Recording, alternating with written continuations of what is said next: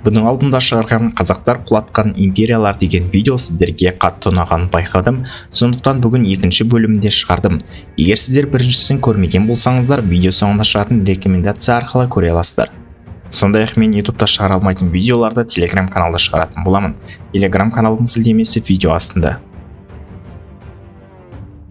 Күлтегіннің Шығыс Түркі империясы құлаған соң, Шығыс түркілері ол жерде Найман, Жалайыр, Керей, Қоңырат секілді әртүрлі хандықтар мен тайпаларға бөлініп кетті.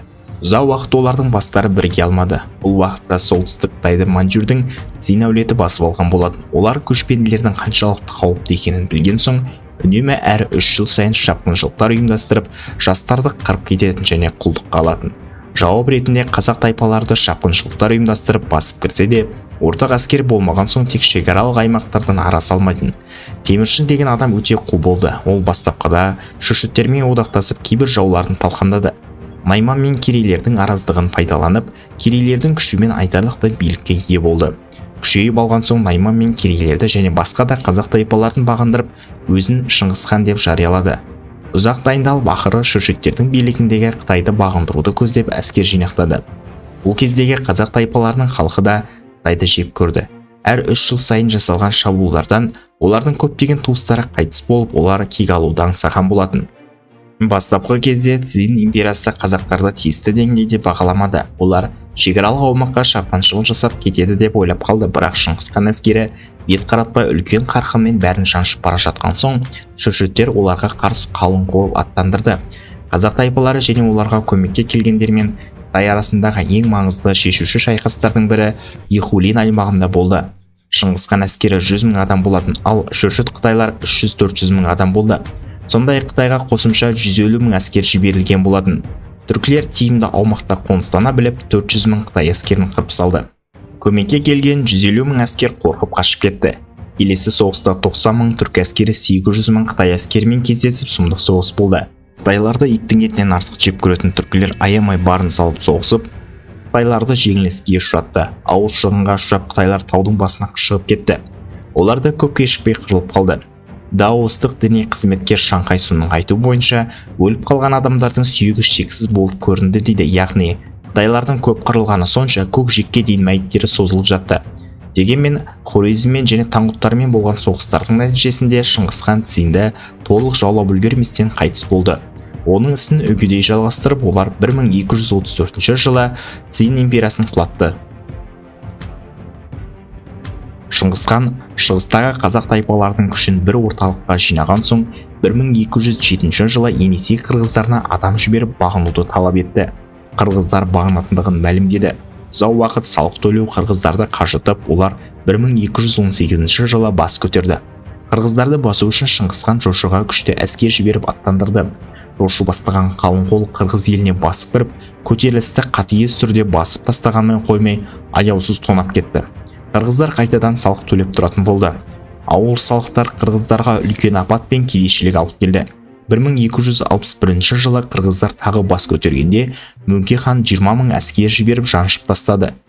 1293 жылы Құбылай қырғыздарды бас көтерпей әлсірету үшін бір бөлігін Манчжурияға көшіріп жіберді.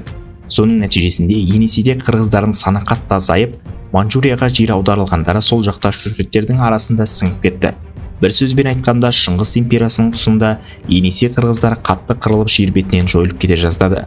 Одан ертеректе Шығыс Түркістанға көшіп үлгергендері тұлса да, кейіннен қалмақтардың бет қаратпайтын соққыларынан қазіргі Қырғызстан аумағына ығысып, биік тауларға жасырынып аман қалды. Ғұн мемлекеті Қазақстан аумағындағы Дулат, Шах, Үйсін, Арғын, Найман секілді тайпалардың одақтасу нәтижесінде құрылған болатын. Ұзақ уақыт держава болып келсе де, кейіннен Қытайлардың құйтыртқы саясатының нәтижесінде өз ішінен ыдырап әр тарапқа бөлініп кетті. Көп замай оңтүстіктегі ғұндар қайта бірігіп өте күшті мемлекетке айналды. Олар қазіргі Өзбекстан аумағына басып кіріп, соғдыларды жаулап алды. Одан әрі Иранның Сасанидтік империясы мен Үндістан аумағындағы Гупта мемлекетін қанға бөктеді. Халық саны өте көп болатын үнділер мен парсылар ғұндарды тоқтата алмады. Сол тұста ғұндардың бір бөлігі Алтай тауларында күшейіп өз билігін нығайтты. Олар өздерін түркі деп атады. Ғұн эфталиттер 560 жылы Иранға кетіп бара жатқан түркі елшілерін ұстап алып өлтірді. Бұл түркілерді ашуландырып арада соғыс орнады. Түркілер Иранмен одақ құрып ғұндарға жорыққа аттанды. Көшпенді түркілер Самарқандқа басып кірді. Шешуші соғыс Қашқадарияда болып, 8 күнге созылған соғыста түркілер түбегейлі жеңіске жетіп, ғұндарды жаулап алды. Таңғұттар Тибет халқына жақын болатын, бірақ кейіннен Қытайлармен ауқымды түрде араласып кетті. Шыңғысхан әскері көшпенділер болғандықтан, олар Қытай қамалдарын қалай алу керегін білмейтін. Сол үшін де Шыңғысхан Цинмен соғыспас бұрын осы таңғұттарды бағындырып, олардан қамал бұзғыш техникалар мен қорықтарды алуды көздеген болатын. Себебі таңғұттар Цин мен Сумен салыстырғанда әлдеқайда әлсіз болатын.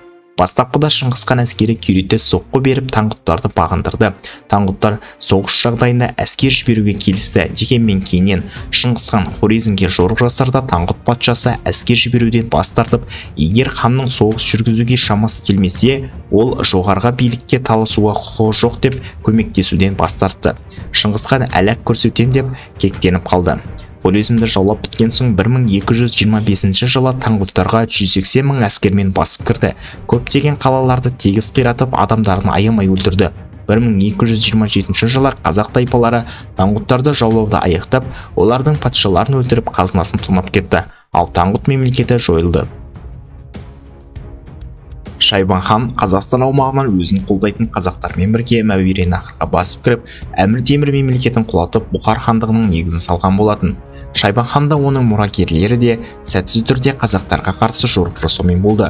Ақыры қазақтар Ноғай ордасын, Сібір Моғолстан хандықтарын жаулап біткен соң, Тәуекел ханның бұйрығымен 1598 жылы 100 мың қазақ әскері Бұхар хандығына басып кірді. Қазақтар Ташкент, Самарқанд, Ферғана, Әндіжан, Ақсия аумақтарын жаулап алды. Тәуекел әскерінің қолынан көптеген өзбек хандары мен сұлтан Атабектер қайтыс болды.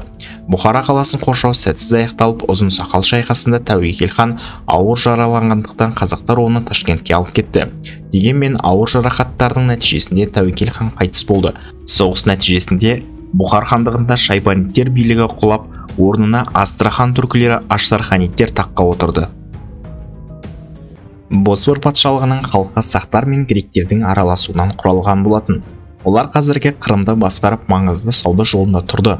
Кейіннен Византияның вассалы болуға мәжбүр болды.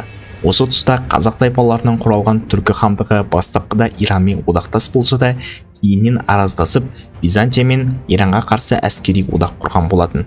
Дегенмен түркілердің күшеюінен қорыққан Византия оларды сатып кетіп, ата жауы Иранмен одақ құрды.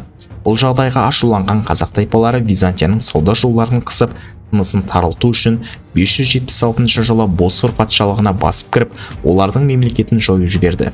Достар, егер сіздер YouTube-тан айына 1 миллионға дейін табыс табуды үйренуді қаласаңыздар, мен төменде қалдырған сілтемеге өтіп толық ақпарат біле аласыздар.